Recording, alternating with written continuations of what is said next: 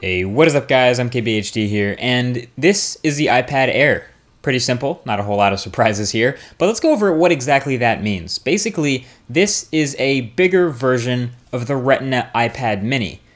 No, I mean, actually, it is the exact same hardware as the iPad mini with Retina display. Same proportions, same internals, just stretched out into a 10-inch form factor instead of 8-inch. It's almost like someone huge stomped on the new iPad mini and flattened it out, and boom, you got the iPad Air. So what you're getting with this is a few new things. You get the thin bezels from the iPad mini, you get the flat aluminum unibody back panel in the design, you get the beautiful construction from the iPad mini, and you get the extremely reflective Apple logo from the iPad mini as well. In fact, it's probably easier to just talk about the ways this is different from the iPad mini, and those would be the size and the battery. So in the size department, obviously this is the biggest change from all the other iPads, which is why they named it the Air, when they could have easily named it the iPad 5. But it's the Air because it's just 7.5 millimeters thin and only weighs 1 pound. So for perspective, that's the same thinness as the iPhone 5S, and it weighs way less than any other full-size tablet out there, 30% less than the all-plastic Nexus 10. That's really impressive. So that, plus the overall new flatter shape of the tablet,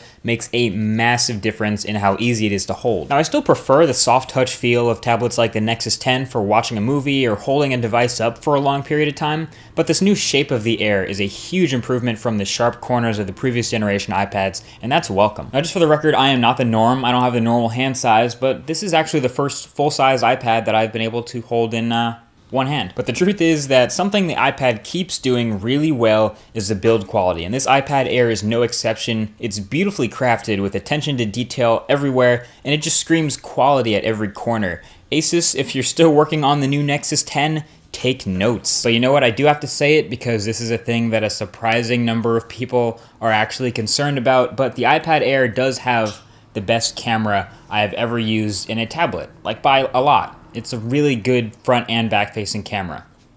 And that's all I'm gonna say. Not gonna tell you to use it, not gonna tell you why it's good or how it performs well in any situation. I'm just gonna say it takes better quality photos and videos. I'm not even gonna tell you how I figured that out. But look, there are some flaws here. Like there's no Touch ID and no fingerprint scanner where I think it could have been most useful on a tablet. I mean, how cool would it be for a whole family to share an iPad and they all log in with their fingerprints and they never have to worry about messy user switching? That would be awesome. Oh well, the next iPads will have it, most likely, not a big deal.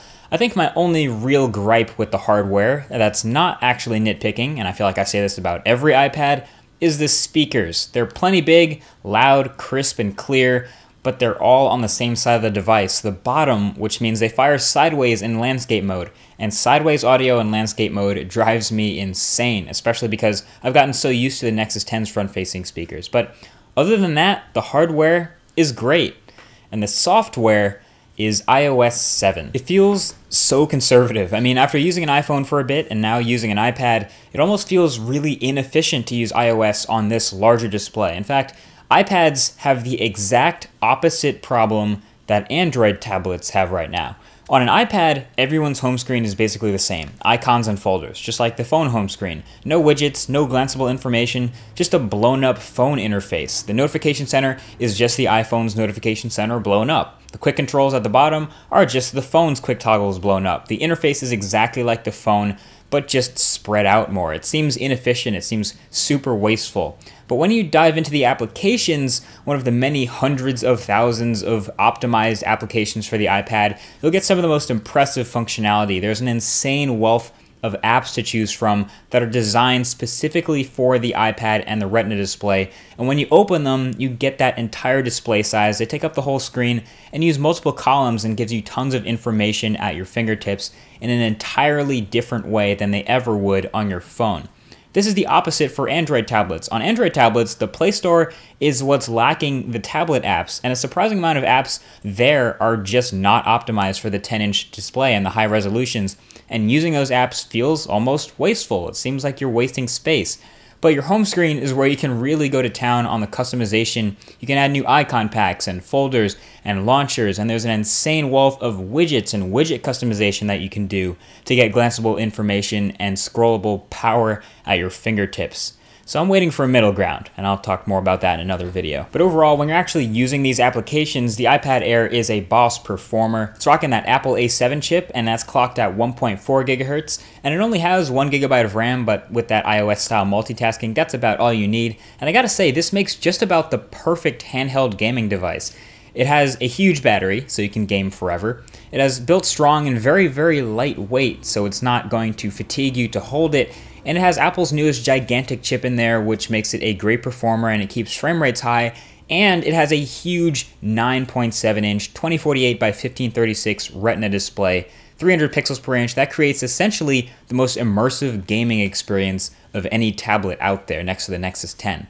Oh, and I mentioned the iPad Air battery life is notable. That's because it's great. So in a device 7.5 millimeters thin, they managed to cram an 8,820 milliamp hour battery, and it goes for days on a charge with regular use.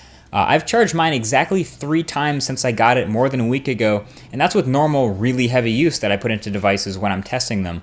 And when I use a device, I really push it, so I've had this big, beautiful Retina display cranked all the way up in brightness, and I played games, and I browsed the web, and I played more games, and I browsed more, and I played even more games and browsed even more, and this thing is just, it just doesn't quit. It does not quit. I actually had to try really hard to burn through the whole thing in a whole day, and I was unsuccessful. I think if I maybe watched a movie on a plane all day, I could do it, but standby time is also incredible on this thing. You don't have to worry about charging it at night. Put it to sleep with 60%, wake up the next morning, 60%. So basically the strengths of the iPad Air are the performance and the build, and the weaknesses are basically really all in the software department for me.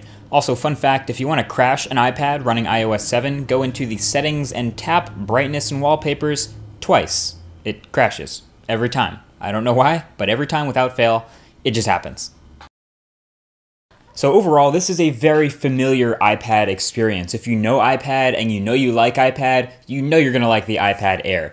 If you had the iPad 1, this is gonna make a great upgrade. If you have the iPad 2, you're gonna love this iPad Air. iPad 3 or iPad 4, you're still gonna love this as an upgrade because it's that much thinner and, more importantly, lighter than all the rest of the full-size iPads, and that's why people are going to buy this. You're not going to see any sort of crazy interface differences. You're not going to see any huge noticeable performance boosts. Everything performs exactly as you would expect because it's an iPad, and that's good, and people like that. Overall, though, I really like the iPad Air, and I love the hardware of the iPad Air. The display is beautiful. The backing is very light. I just like it. It's nice. It's nice to hold, and it's nice to use. It makes me want to use it because of its size.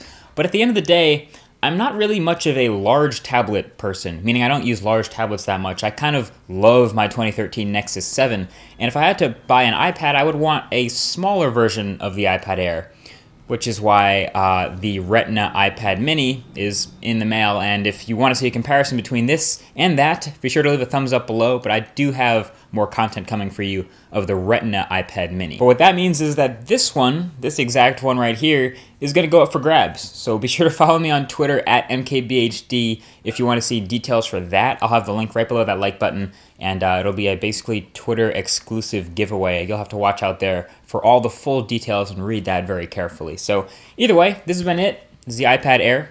Thanks for watching. More videos like this to come. If you hit that subscribe button, you'll be first to see them, and I'll talk to you guys in the next video. Peace.